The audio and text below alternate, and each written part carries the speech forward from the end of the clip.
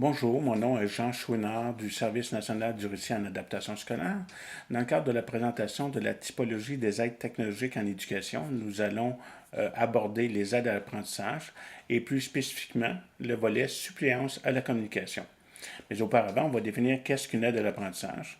Une aide à l'apprentissage est une assistance technologique principalement utilisée par l'élève pour faire des apprentissages et développer des connaissances.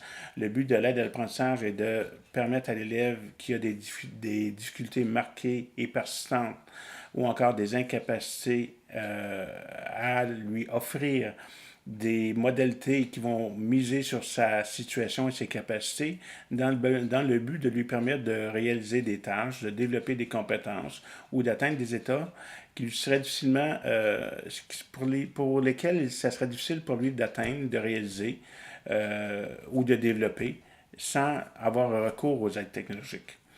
Alors donc, ici, le volet d'expérience à la communication. Alors, on entend par aide de suppléance à la communication, il y a deux volets, communication orale et communication écrite. Au niveau de la communication orale, on s'adresse ici à des élèves qui sont non oraux, non verbaux, ou encore qui ont des grandes difficultés à s'exprimer de façon orale et verbale. Alors, par exemple, il existe des aides qu'on appelle des aides dédiées, qui sont des systèmes de communication en entier, complets, qui comprend souvent un boîtier, un système aussi ergonomique qui peut permettre de le supporter sur un fauteuil roulant, par exemple, avec un environnement de support. Il existe également des applications de type tablette, qu'on retrouve de plus en plus sur les tablettes de type iPad ou Android, qui favorisent justement la communication orale par la mise en place de tableaux de communication qu'on appelle, qui sont, règle générale, des tableaux de pictogrammes qui viennent avec une synthèse vocale pour permettre à l'élève de construire des messages en choisissant des pictogrammes qui s'affichent en haut de l'écran. Puis par la suite, l'élève peut le transmettre de telle sorte que son interlocuteur puisse entendre le message qu'il veut livrer par la synthèse vocale qui supplée son absence de voix.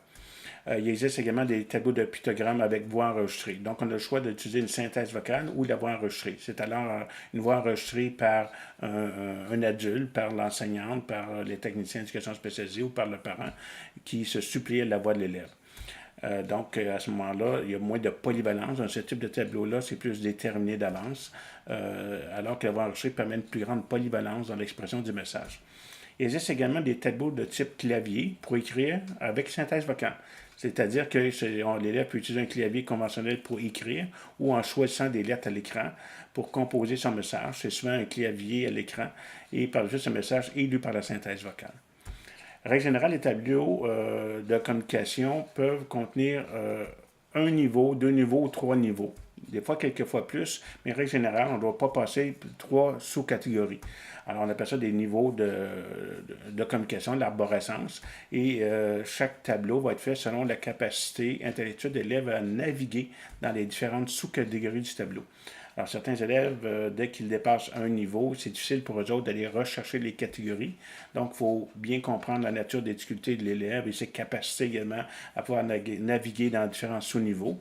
De telle sorte que des fois, on va se contenter de tableaux à une seule page ou de tableaux à plusieurs pages. Il existe également des aides de suppléance à la communication écrite qui sont dédiées à la compensation des incapacités de l'élève à produire du texte par la main ou autrement. Surtout par la main, notamment. Alors, on va penser surtout aux logiciels ou aux applications pour contourner cette incapacité-là. Par exemple, l'écriture vocale par reconnaissance vocale. Si l'élève avait l'incapacité d'utiliser ses membres supérieurs, il pourrait suppléer à cette incapacité-là par une aide de suppléance à la communication écrite, à ce moment-là, qui serait l'écriture vocale par reconnaissance vocale. Alors, ça fait le tour des aides de suppléance à la communication.